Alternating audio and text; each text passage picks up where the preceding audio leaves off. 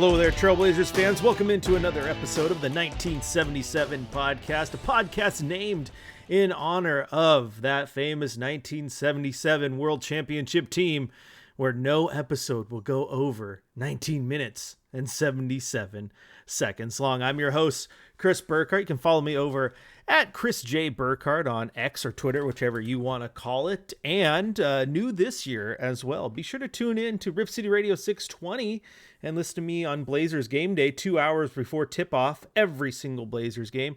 And, of course, the fifth quarter after every game as well, where you can come in live, get on the radio with me, and talk a little Blazers. And it has been a rough go for your Portland Trailblazers here early on in the season, as the Blazers currently sit at 2-5. Oh, that one hurts. That is the second worst record in the Western Conference, behind only the 0-6 Utah Jazz, and it is tied with the Pistons and the Raptors for the fourth worst record in the entire NBA right now. Interestingly enough, you want to know who has the worst record in the Eastern Conference as of this recording? The 1-5 Milwaukee Bucks. Perhaps the grass isn't always greener on the other side, if you catch my drift. However, I think the Bucks will eventually get it going. Maybe if, Chris Middleton ever plays and Dame and Giannis figure it out. Of course, you got Joel Embiid and Paul George, who will be making his debut here shortly for the 76ers, so they'll probably figure it out. The Blazers, on the other hand, it's going to be one long season for this very, very young Trailblazers team. And I'm telling you what, through 7 games, this team has absolutely taken their lumps. Obviously, when you are 2-5 and you get destroyed by the Golden State Warriors in the home opener, you get destroyed by the Oklahoma City Thunder. But you know what? There's been bad, but there's been good too. There has been good, like Portland going into LA and sneaking a win out over the Clippers. The Blazers bouncing back from a tough loss against the Pelicans to 2 nights later take down that very same New Orleans Pelicans team. Like, there has been positive here that I think we can build on as this team moves forward. But, we all know that this team is right now is nowhere near what it's going to be in the entire long run, right? Because there's still many a move to be made for this team, whether that's DA or Ant or Grant or whoever, right? It's going to be a much different roster by the end of the year, or by the trade deadline anyway, right? You would hope. Maybe going into the offseason, I don't know.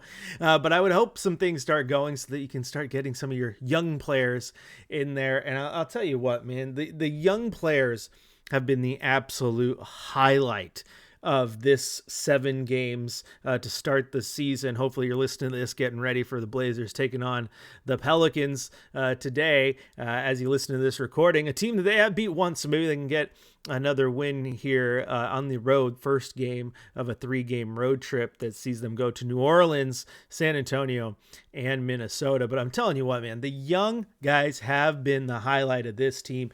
And when we say young, this team is young with a capital Y. Interestingly enough, I may have said this last episode, but it's funny because everyone talks about Denny Avdia. And they're like, oh, that guy, why is he playing so much? You got to let the young guys run. Like, Denny Avdia is one of the young guys. Denny Avdia is 23 years old. He is younger than Delano Banton, Tumani Kamara, Chris Murray, and even Justin Minaya. Like, Denny Avdia is one of the young guys, and he's just a year older than Jabari Walker, so count that in there. Interestingly enough, even though he is one of the young guys, that still makes him, the 7th oldest player on the roster, because Jabari Walker, Shaden Sharp, Ryan Rupert, Scoot Henderson, Donovan Clingan. You even got other players in there, Bryce McGowens, who was on the team early in the year. They're at just 21 years old. Like, it's just, man, this team went young. They absolutely went young. So it's going to be interesting to see how it plays out in the long run for this team, because moves need to be made, right? But the young guys have been the absolute highlight of this early season. And much like it was in the preseason, my favorite part of this team, and we're going to talk about the negative too, but let's go positive sandwich here. Talk about some of the positive first. My absolute highlight of this team early on has been Toumani Camara. Toumani Camara averaging 8.9 points per game right now, 4.4 rebounds, 1.9 steal, and 0.3 blocks, starting all 7 games at shooting guard for the injured Shaedon Sharpe. And now I think there's just going to be a ton of intrigue when Shaedon Sharpe does come back to the lineup, right? Because I think he was kind of crowned the starting 2 guard of the future for this team. Toumani's gone in there and played that position incredibly well right now. He's not a scoring guy, but defensively, he has been phenomenal. I've been saying this all week long on radio that when I started covering this team, my favorite player to watch was Wes Matthews, because for some reason he made watching a player play defense fun. And he was one of the few guys who were just watching him go man to man on a guy full court was just entertaining as all could be. And Toumani Camara is the first guy since Wes left that gives me that same feeling of just, oh my gosh, this guy is so fun to watch play defense. And so you continue to build on that. You get the offensive aggression that he's been showing, and he has been my absolute highlight of this early year. And then you go down the line, go to the rest of the young guys.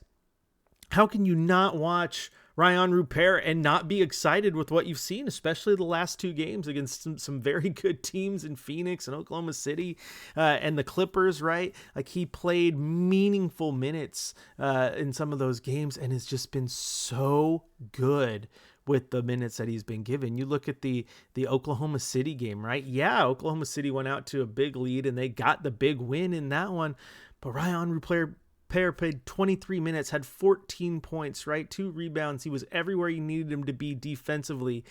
He played crunch time minutes against the Clippers, ended with 7 points and was 1 of 1 from 3. That game against OKC set a career high with 4 3-pointers made. Like, what is so exciting is you look at Toumani and you look at Rupert and you see these young guys, and you're like, oh my gosh, they've put in the work.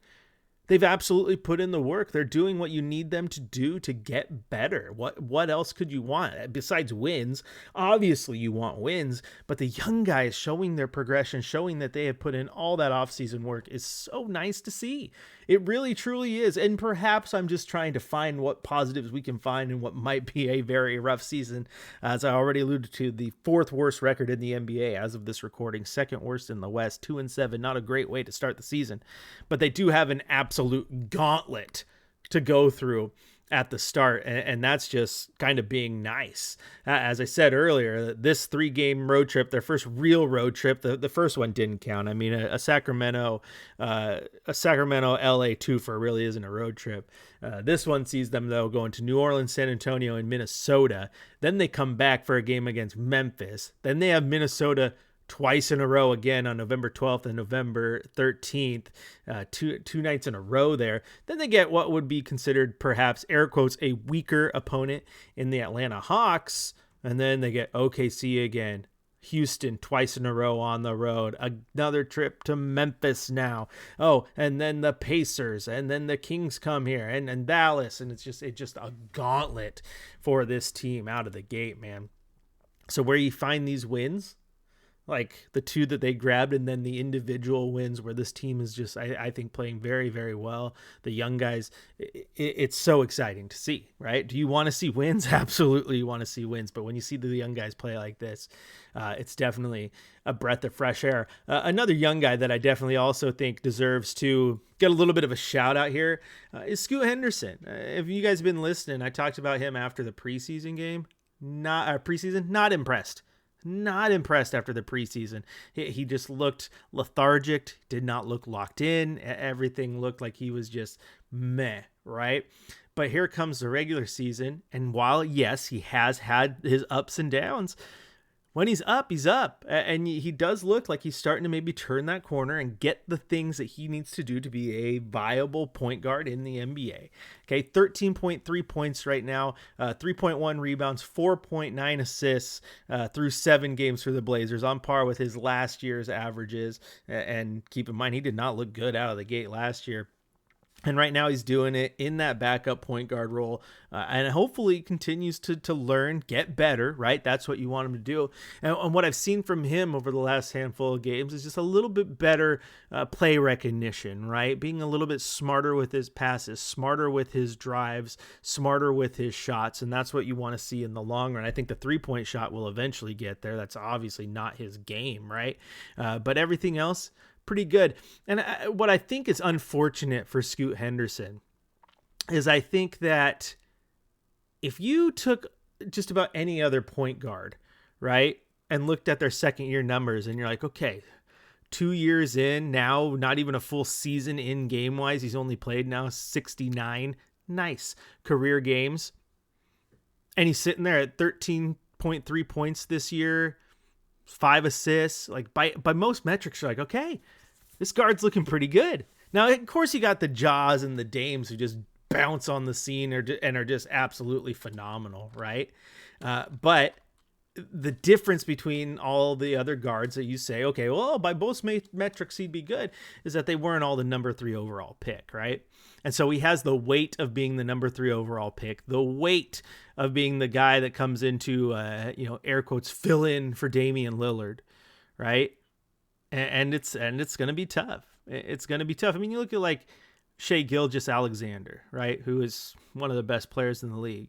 His second year in the league, he comes in. Granted, he had 82 games that he played at LA when he was a Clipper, started 73 of them. That year, as a rookie, he was just 10.8 points, 3.3 assists. His second year, starter for the Oklahoma City Thunder, that jumped up to 19 points per game. So obviously a better scorer at that point than Scoot, but he didn't have more assists, still just a 3.3 assist guy, and Scoot is getting very, very good in that realm, right? At 5 in just 25 minutes per game. So I think you start to compare him to other players. You're like, okay, I can see where he's at. He's not year 2 Shai, but he's also showing that he's making that progression. And I think for most point guards, if you're like, okay, my second year guard is averaging 14 and 5. That's pretty good. But again, the weight of being the 3rd overall pick and filling in for Dame puts a different expectation on him. So you need to do that little extra. And I would hope that he gets there. And maybe eventually you get to the point where he is back in the starting lineup, because whether it be trade or whatnot, I think you got to get him in there, right? If you're releasing new pint glasses, to harken back to the days of the past, right? The Clyde glasses and the Cliff glasses that you get at Dairy Queen, releasing those with Donovan Clingan, Shaedon Sharpe, and Scoot Henderson on them. Those are the guys you want to be the face of your franchise and the guys on the floor for you, leading you to wins in the years to come. So you got to get him into that starting lineup probably sooner rather than later. Unfortunately, I think the only way to do that is probably via trade, right? You would think the trade is the way to do, because then you get Ant out of the way. That opens the door for Scoot. And you get going, right? That's what you got to do. It's rough, absolutely rough to watch these guys not get the minutes that they need to develop in that position. But again, Scoot doing what he needs to do at this point, not upset in the least. And if you guys listen again, I was very upset with him after preseason. Did not like much at all what I saw from him, but he's been better here to start the regular season. But another guy, though, that you cannot talk about after this first 7 games and not come away impressed, though, is Donovan Clingan. Donovan Clingan he's a beast, and he's a mountain of a man. You look at his numbers, right? And he's only averaging 4.3 points and 5.7 rebounds per game right now. Not great, right? But the asterisk to that is he's only playing 13 minutes a night, which I could do an entire podcast on, and I might, because I think that's a travesty.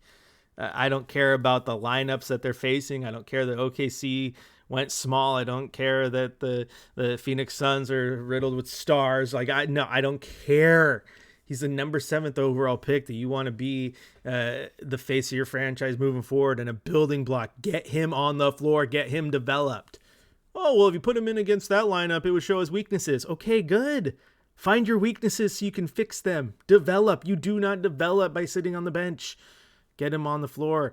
I don't like the 13 minutes per game. What I do like in those 13 minutes per game, though, is 1.6 block shots, 6 rebounds, basically a rebound every 2 minutes, right? Being super, super aggressive. The wingspan that makes no one want to come into the paint when he's there. And you've seen just in the first 7 games, just a little bit, the progression of, okay, oh, nope, I need to be here, not there, and learning where he needs to be defensively. And why do I want him to get those starter minutes eventually? Because granted, these numbers probably wouldn't bear out, but his per 36 numbers right now, holy smokes, his per 36 numbers, 12 points, 16 rebounds, and 4.5 blocked shots. Get that man on the floor. Get that man on the floor. Now, according to reports, he's sitting here and he's not conditioned yet, right? He's not ready to play big minutes in the NBA, and he's still getting his NBA legs under him. And to that, I say, then play him. Then play him. If you want to go run your first 5K, you don't get in 5K shape by watching other people run 5Ks, right? You do not watch the marathon at the Olympics and then all of a sudden can run a marathon. Watching does not build your cardio. This is just factual, right? So get him out on the floor. If he's winded, he's winded. Like it's just part of the game. And again, I want him out there. I want to see him in the position he gets in when he's hurt or not hurt. Sorry, I was looking at a Shaedon Sharpe injury update. I want to see the position he gets in when he's in the spots where he's weaker, right?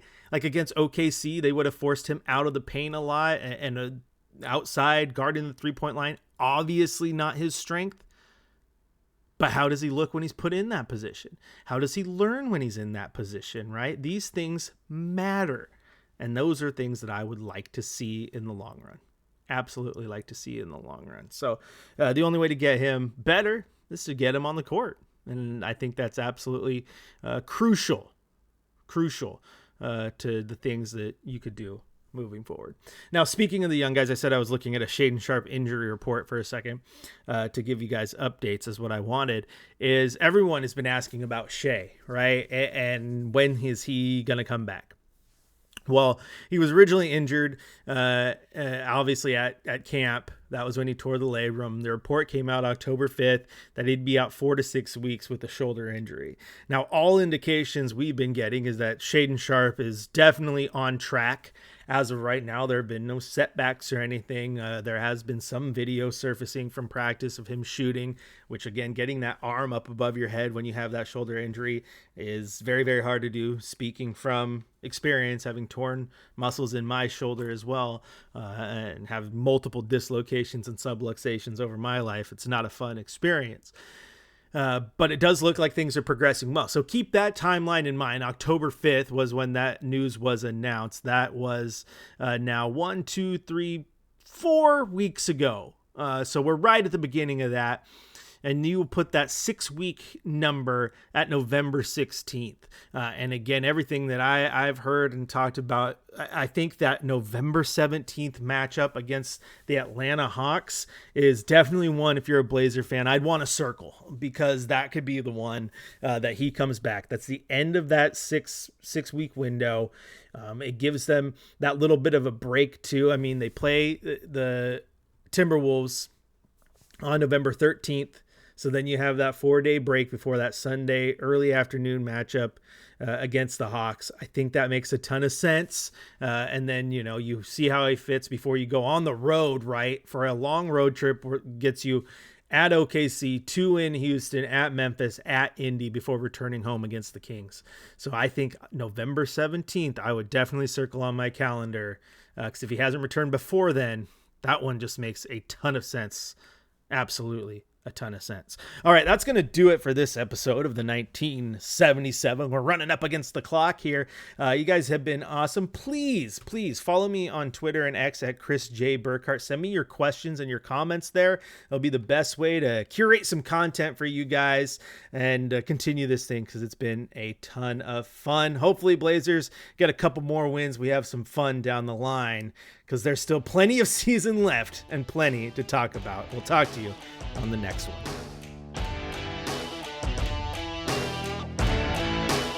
You've been listening to the 1977 podcast. See you next time.